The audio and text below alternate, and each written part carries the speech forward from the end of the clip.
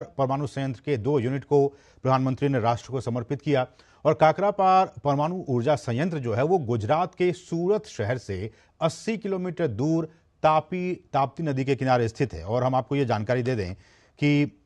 ये जो दो नए हैवी वाटर रिएक्टर हैं, 22,500 करोड़ रुपए की लागत से ये 2 नए हैवी वाटर रिएक्टर का लोकार्पण आज किया गया प्रधानमंत्री की तरफ से। और इसी यूनिट में इस वक्त आप देख सकते हैं इन तस्वीरों के जरिए प्रधानमंत्री मौजूद। और ये जो काकरापार रिएक्टर है इसमें यूनिट 1 और यूनिट 2 दो यूनिट, और इनमें से अभी जो प्रत्येक की क्षमता वो लगभग 220 मेगावाट की है।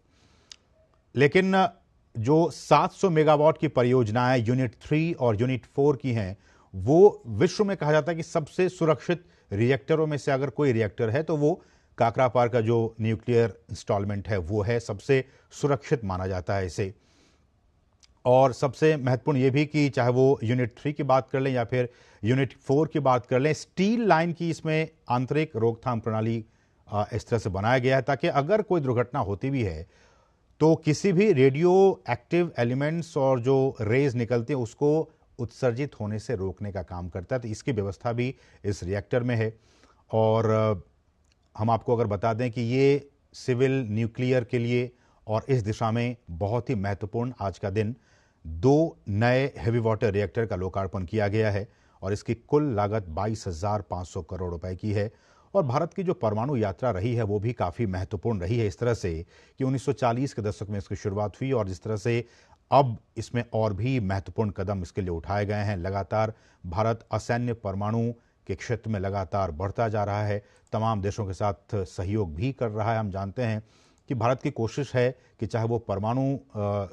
ऊर्जा की बात हो या फिर जो गैर परंपरागत जो ऊर्जा की बात है, इसमें किस तरह से भारत अपने आप को आगे बढ़ाए ताकि प्रधानमंत्री का जो एक सपना है कि 2070 तक हम कार्बन न्यूट्रल देश के तौर पर खुद को स्थापित करें, उस दिशा में आज का दिन काफ़ी महत्वपूर्ण। और थोड़ी सी तकनीकी जानकारी आपको ये दे दें कि जब हम कहते हैं कि हैवी वाटर रिएक्टर, इसका मतलब ये कि ये एक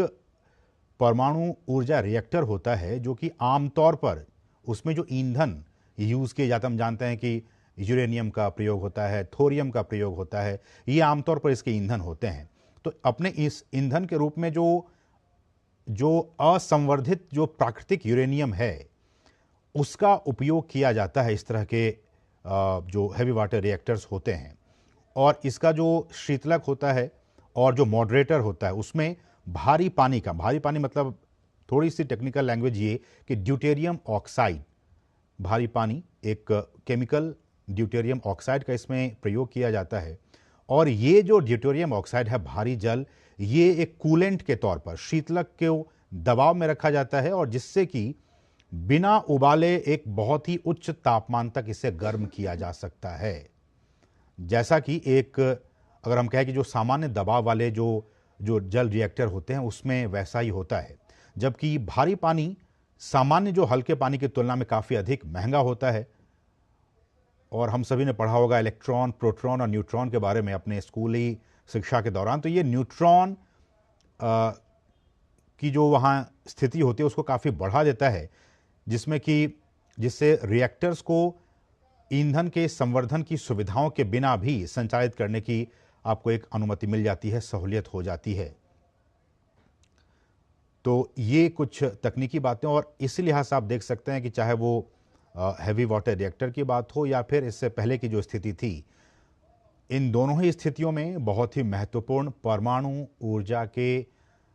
जनरेशन के लिए, उसके उत्पादन के लिए